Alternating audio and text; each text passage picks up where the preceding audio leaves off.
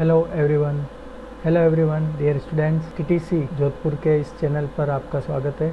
हम आज देख रहे हैं CE 306 BTR के सिलेबस के अनुसार इरिगेशन इंजीनियरिंग का topic 7.1 river behaviour in planes,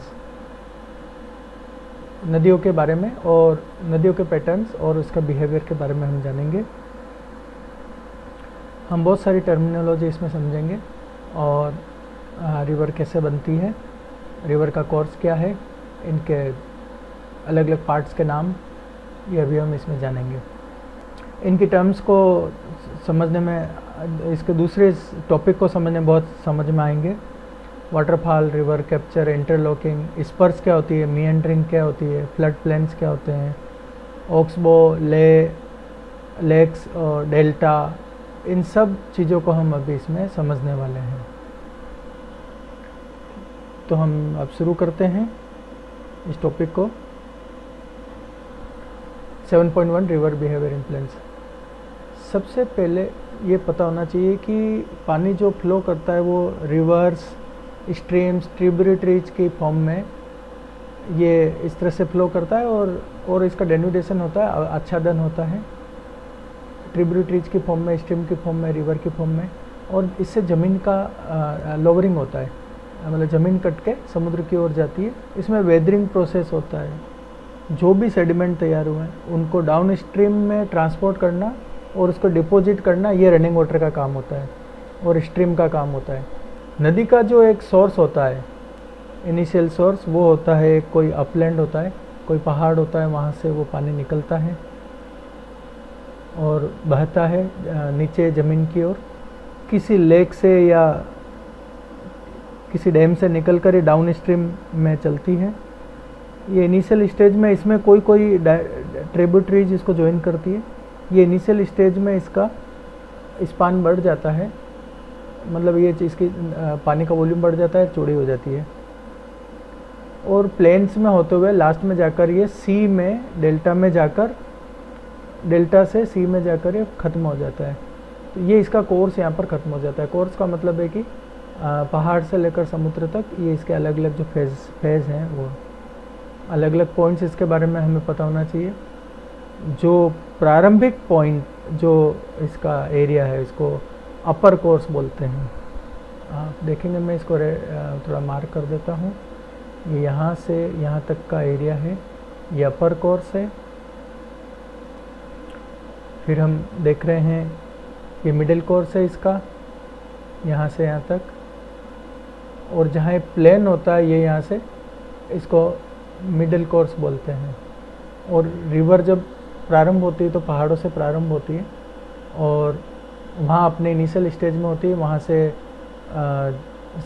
जो इसका सेकंड फेज़ है वहाँ से होता हुआ लोअर फेज़ में प्लेन से होते हुए समुद्र में जाके ख़त्म होती है।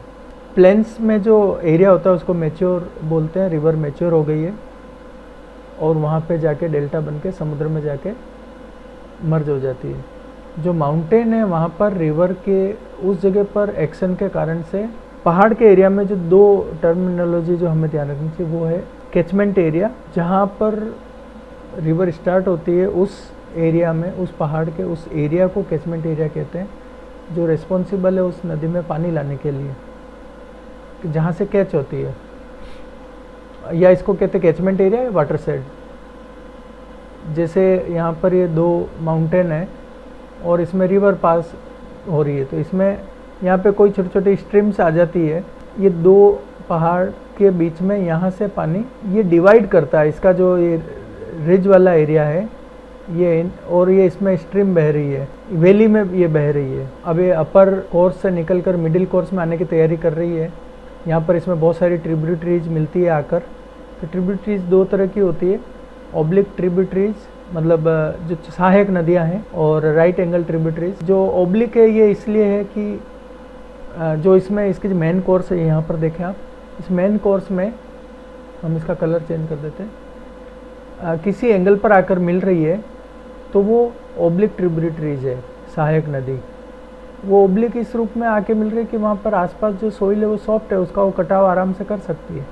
लेकिन जो राइट एंगल जो सहायक नदी है, ट्रिब्यूटरी है, वहाँ पर क्या है कि इसके इस रास्ते में यहाँ पर हार्ड रॉक है, तो इसका कटाव संभव नहीं है, तो वो जो कटाव हो रहा है वो सॉफ्ट सॉइल में होकर ये इस मेन स्ट्रीम के यहाँ पर हम बता रहे हैं आपको 90 डिग्री एंगल पर आकर ही मिलती है। ये इसकी ओब्लिक ट्रिब्यूटरी हो गई है। ट्रिब्यूटरी छोटी छोटी स्ट्रीम से जो आकर मेन नदी में आकर मिलती है और ये किस तरह के एंगल पर आकर मिल रही है। अब हम नदी के कोर्स के बारे में देख लेते हैं। 3 तरह के कोर्स है, अपर कोर्स, मिडिल कोर्स और लोअर कोर्स। अपर कोर्स में जैसा कि हमने देखा था अभी पहले कि यहाँ पर हिली एरिया है, पहाड़ हैं, उसमें से ये यंग एज में है, ये रिवर या स्ट्रीम्स यहाँ से शुरू होती है। 3 फेज है, अपर कोर्स, मिडिल कोर्स और लोअर कोर्स। सबसे पहले अपर कोर्स को देखते हैं। अपर कोर्स में जनरली वेदरिंग और एजिंग का प्रोसेस होता है। इरोजन, ट्रांसपोर्टेशन के बारे में ज़्यादा अगर पता नहीं है। डेनुडेशन, अवच्छादन, नदी इस एरिया में यूथ स्टेज में होगी।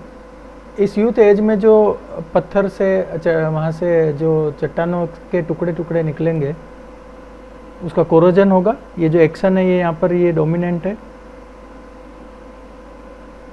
मिडिल एज में ट्रांसपोर्टेशन होता है और लोअर कोर्स में डिपोजिशन होगा।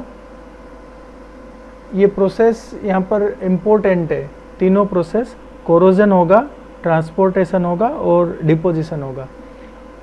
अपर वाले फेज में वेदरिंग होगा, कोरोजन होगा, लेकिन हाँ थोड़ा बहुत ट्रांसपोर्टेशन भी होता है। मिडिल एज में ट्रांसपोर्टेशन हो रहा है, थोड़ा बहुत इरोजन भी होगा यहाँ पर। लोअर कोर्स में डिपोजिशन डोमिनेंट है, लेकिन थोड़ा बहुत ट्रांसपोर्टेशन भी हो रहा है। इन फेजेस के मेन फीचर्स हमें पता होने चाहिए जो कि इनको ड्राइव करते हैं।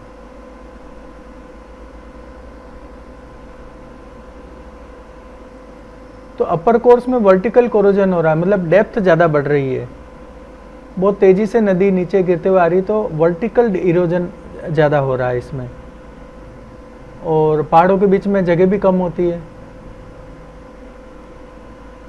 लेटरल कोरोजन इसमें नहीं होता है, वर्टिकल कोरोजन ज़्यादा है, तो इसमें डीप जॉर्जेज बनना शुरू हो जाते हैं। बहुत ज़्यादा स्टीप वैली बन रही होती है और दोनों तरफ माउंटेन है, तो ये इस तरह से वैली शेप, इस वैली को इतना स्टीप बना देती है, यहाँ से पानी जा रहा होता है। ये वर्टिकल कोरोजन बहुत ज़्यादा है, लेटरल कोरोजन कम है। मिडिल कोर्स की बात करें तो यहाँ पर ट्रांसपोर्टेशन हो रहा है। ट्रांसपोर्टेशन के टाइम में थोड़ी सी चौड़ी हो जाती है, थोड़ा लेटरल मूव करने का स्पेस मिल जाता है, डीप तो होती ही है। ऐसी सिचुएशन में वर्टिकल कोरोजन तो अभी भी है, लेकिन लेटरल कोरोजन होना स्टार्ट हुआ है अभी। ये जो वैली है यहाँ पे जो बहुत स्टीप है, ये थोड़ी सी यहाँ पर वाइड होनी शुरू हो जाती है, थोड़ी चौड़ा हो जाती है, थोड़ा डिपोजिट भी होने लग गया यहाँ पर, और थोड़ा ट्रांसपोर्टेशन तो हो ही रहा है, और ये डिपोजिशन है। थर्ड फेज में लेटरल बहुत कम है डिपोजिशन, और लेटरल बहुत ज़्यादा है, और सेडिमेंट इनको फिलअप कर लेते हैं कोई वॉइड से उनको, और इसमें प्लेन्स बन जाते हैं डिपोजिशन होने से। लेटरल कोरिजन बहुत ज़्यादा है, वर्टिकल कोरिजन बहुत कम है।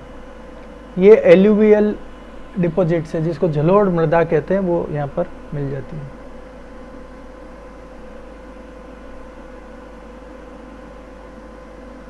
अब इसमें रिवर जब फ्लो हो रही है तो इसमें कुछ और भी पैटर्न्स बन रहे हैं, उसके बारे में भी हमें जानना होता है। नदी प्रशिक्षण के कार्य को समझने के लिए हम नदी के बारे में कुछ और समझ लेते हैं, जैसे कि क्लासिफिकेशन ऑफ रिवर, नदियों का वर्गीकरण। पूरी लंबाई को 4 भागों में बांटा जा सकता है। रॉकी स्टेज, शेल अवस्था, बोल्डर स्टेज, बोल्डर अवस्था, ट्रफ स्टेज, ट्रफ अवस्था, डेल्टिक स्टेज मतलब डेल्टा लंबाई या डेल्टिक अवस्था। नदी की शेल अवस्था में नदी के प्रशिक्षण कार्य की आवश्यकता नहीं होती है, लेकिन बाकी की 3 परिस्थितियों में इसकी आवश्यकता होती है। अब जलोढ़ मैदानों में नदियाँ 3 तरह की हो सकती है। विसर्पी नदी, मिएंडरिंग रिवर, अभिक्रमी एग्रेडिंग रिवर, अवक्रमी डिग्रेडिंग रिवर। यह कोई आवश्यक नहीं कि नदी की पूर्ण जलोढ़ लंबाई इसमें से किसी एक किस्म की हो। इसके विपरीत जलोढ़ लंबाई हमेशा इसमें से एक से अधिक किस्म की हो सकती है। इसके अलावा नदी की एक ही लंबाई विभिन्न समयों पर परिस्थितियों अनुसार विभिन्न किस्मों की परिवर्तित हो सकती है। उपरोक्त 3 किस्म की नदियों में से विसर्पी किस्म पूर्ण तथा अंतिम स्थिति होती है, जबकि दूसरी दोनों किस्में अंतरिम अवस्थाएं होती है। अब हम देखते हैं मिएंडरिंग रिवर क्या होती है। मिएंडरिंग रिवर जलोढ़ मैदान में बह रही विसर्पी नदी में एक दूसरे के उल्ट प्रवृत्ति के क्रमागत वक्र बने हुए होते हैं। विसर्पी मतलब जैसे ऐसे आप देखते हैं सांप की तरह सर्पिल आकार में, तो सर्पिल आकार की नदी में वक्र बन जाते हैं। वक्र आपस में सीधी लंबाई से जुड़े होते हैं। 2 वक्र में इस सीधी लंबाई को क्रॉसिंग कहते हैं और एडजेसेंट वक्रों के शीर्ष को एपेक्स बिंदुओं को पार्श्व दूरी विसर्प की चौड़ाई कहलाती है, मेंडरिंग विड्थ कहलाती है। जबकि एक ही प्रकृति की 2 पास के वक्रों के शीर्ष के बीच की विसर्प लंबाई कहलाती है। 2 एक जैसे पॉइंट ले लें हम, ये डायग्राम है आगे, इनमें 2 एक जैसे पॉइंट के बीच की जो दूरी है वो मेंडर लेंथ है। 2 बिंदुओं के बीच की पार्श्व दूरी जो है, अगर हम लेटरल दूरी लें तो उस चौड़ाई को मेंडर विड्थ कहेंगे। तो इस तरह से वक्रों के शीर्ष पर नदी की गहराई अधिकतम होती है, जबकि क्रॉसिंग के पास गहराई न्यूनतम होती है। विसर्प उत्पन्न होने के कारण क्या है? अब ये विसर्पण क्यों होता है नदी में? बाढ़ के दिनों में जब नदी में निचली परतों में सिल्ट भार बहुत होता है तो नदी के तल में खुरदरेपन के कारण अतिरिक्त टर्बुलेंट एनर्जी उत्पन्न हो जाती है। ऐसी परिस्थिति में नदी का प्रवाह नियमित अक्षीय न रह जाकर एक प्रकार किनारे की तरफ संकेंद्रित हो जाता है। प्रवाह के एक किनारे की तरफ संकेंद्रित हो जाने के कारण दूसरे किनारे की तरफ क्रॉस तरंगे पानी को निचली तहों में उत्पन्न होती है। इससे अंदर वाले किनारे में बाहरी किनारे की तरफ घुमावदार प्रवाह डाइविंग फ्लो उत्पन्न हो जाता है, जिससे बाहरी किनारा कट कर पानी में गिरने लगता है। बाहरी किनारे से कटी हुई मिट्टी अंदरूनी किनारों के साथ साथ जमा होती जाती है। जो पानी का फ्लो अगर हम देखें कि इस तरह से पानी का फ्लो है, तो बाहरी किनारों से मृदा कटेगी और यहाँ पर जमने लग जाती है।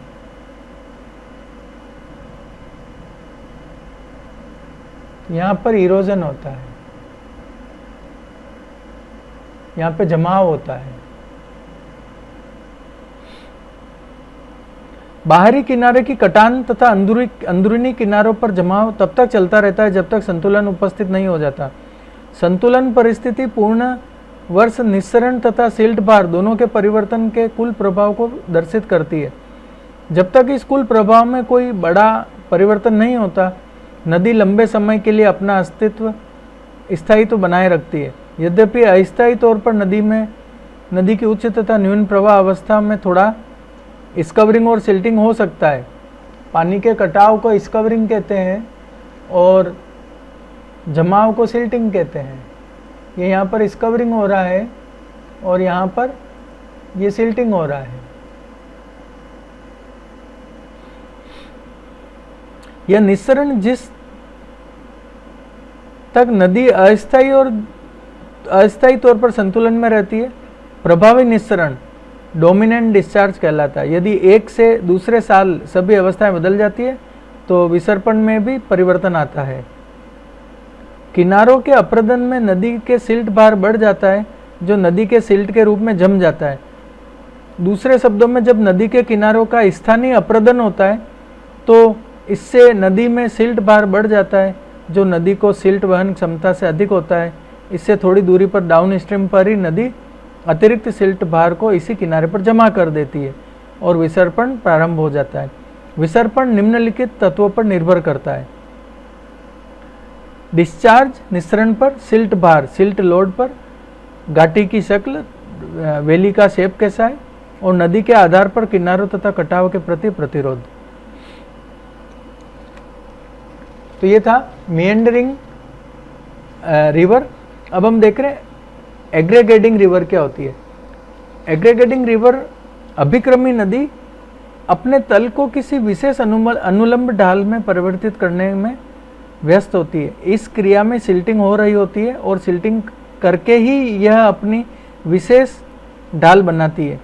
यदि नदी में तलछट भार अधिक हो लेकिन नदी की अनुलंब ढाल एकदम कम हो जाती है तो तलछट भार नीचे बैठने लगता है।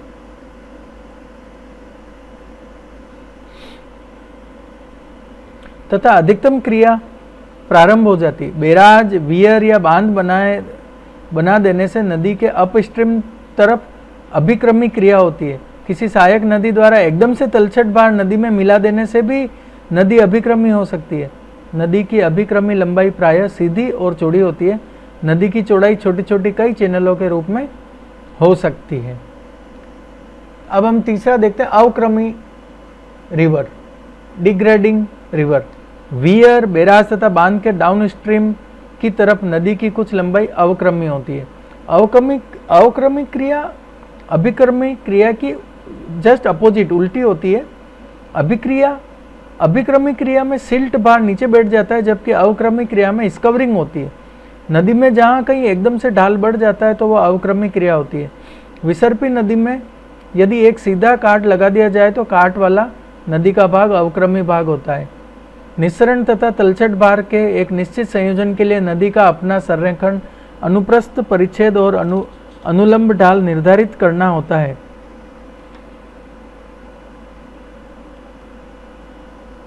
विसर्पण, अभिक्रमण तथा अवक्रमण नदी के अपने समंजन की विधियां हैं। अभिक्रमी तथा विसर्पण क्रियाएं पानी में अधिक तलछट भार के कारण होती है जबकि अवक्रमी क्रिया पानी में तलछट भार की कमी के कारण होती है। नदियों को प्रशिक्षित करने के लिए विसर्पी किस्म की नदी ही उपयुक्त होती है क्योंकि यह अपना स्थायित्व ग्रहण कर चुकी होती है। अभिक्रमी तथा अवक्रमी नदियां अंतरिम स्थिति में होती है, इसलिए साधारणतः इनका प्रशिक्षण स्थायित्व के आधार पर नहीं किया जा सकता है जब तक कि इनकी अभिक्रमी और अवक्रमी प्रवृत्तियों को रोकने के लिए उपाय नहीं किए जाते। उदाहरण के लिए अवक्रमी नदी पर बना कोई भी प्रशिक्षण कार्य स्कवरिंग के कारण उखड़ जाता है जबकि स्कवरिंग रोकने के लिए उपाय नहीं किए जाएं तो किसी भी रिवर ट्रेनिंग वर्क अगर हमें करना है तो उसके लिए मेएंडरिंग रिवर ही उचित है। तो हम देखते हैं कि रिवर ट्रेनिंग वर्क किस किस तरह के होते हैं, ये हम अगले वीडियो में ले रहे हैं। आपको इसमें एक्सटेंशन एक लिंक मिलेगा डिस्क्रिप्शन में, आप उससे डिफरेंट रिवर ट्रेनिंग वर्क्स को आप देख सकते हैं, उसका अध्ययन कर सकते हैं। मेरा नाम धर्मेंद्र कुमार चंगेरिया, जीपीसी बांसवाड़ा से। धन्यवाद।